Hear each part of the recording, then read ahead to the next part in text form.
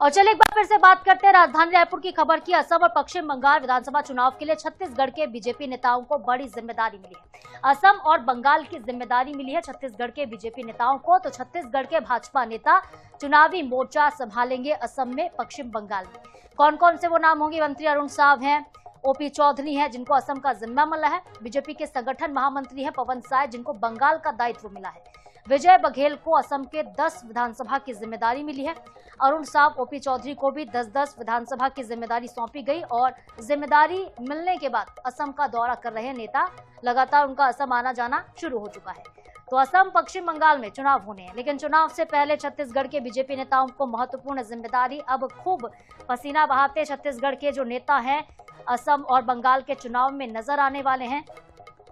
इससे पहले वो दूसरे राज्यों के लिए चुनाव प्रचार कर चुके हैं और भारतीय जनता पार्टी के अलावा एनडीए के जो प्रत्याशी होंगे उनके समर्थन में उनकी चुनावी रैलियां होंगी। 10-10 विधानसभा की जिम्मेदारी मिली, 1-2 नहीं बल्कि 10 विधानसभा की जिम्मेदारी जो है नेताओं को दी गई है। ओपी चौधरी को, अरुण साव को और बता दें हमको कि पवन साय को भी बड़ी जिम्मेदारी मिली है। इसके अलावा विजय बघेल भी चुनावी मैदान में पसीना बहाते नजर आएंगे।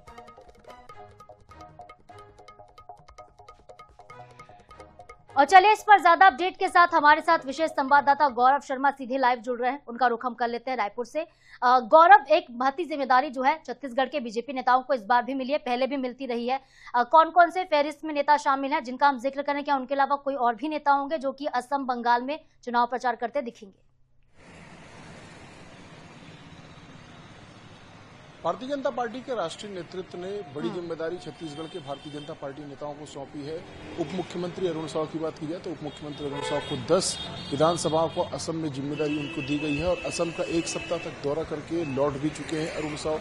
इसके अलावा वित्त मंत्री ओपी चौधरी को भी 10 विधानसभा की जिम्मेदारी दी गई है, वे भी लगातार वहां पर दौरा कर रहे हैं। बात की जाए अगर दुर्ग के सांसद विजय बघेल की तो उन्हें भी जिम्मेदारी दी गई है, वो भी अलग अलग क्षेत्रों में लगातार दौरे कर रहे हैं, अलग अलग चरणों में ये सब दौरे संपन्न हो रहे हैं। इसके अलावा अगर बात की जाए बंगाल की तो बंगाल के 56 विधानसभाओं की जिम्मेदारी भारतीय जनता पार्टी के जो संगठन महामंत्री पवन साय उन्हें सौंपी गई है। काफी पहले से वे लगातार दौरे कर रहे हैं, 56 विधानसभाओं में उन्हें जिम्मेदारी सौंपी गई और लगभग सभी 56 विधानसभाओं में ये दौरे कर चुके हैं, लगातार वहां पर पहुंच चुके हैं, कार्यकर्ताओं की मीटिंग ले चुके हैं।